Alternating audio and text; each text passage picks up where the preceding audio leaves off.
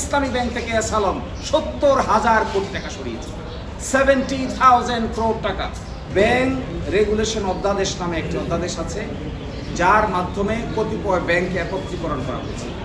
একই সাথে আরেকটি কাজ করা হয়েছে, সেখানে ব্যাংক থেকে যারা টাকা ডিফালকেট করেছেন, মানি নিয়েছেন, লন্ডারিং করেছেন, তাদের বিচারের পরিপূর্ণ রোডম্যাপ আছে এই আইনে।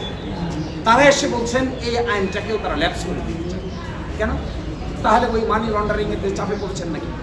যারা মানিটা লন্ডার করলো, ব্যাংকে খালি করলো, ব্যাংক থেকে কোলাটেরাল ছাড়া লোন নিয়ে গেল, যারা ব্যাংকে ভুয়া কোম্পানি তৈরি করে without submitting any collateral took loan of crores and crores of money, তো তাদেরকে সেভ করে দিচ্ছেন।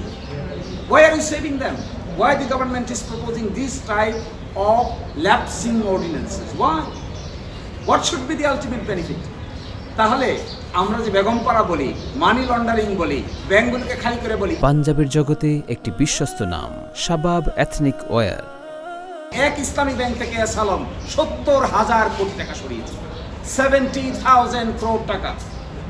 And now you, the government, is coming up with your own interpretation and giving them shelter. How?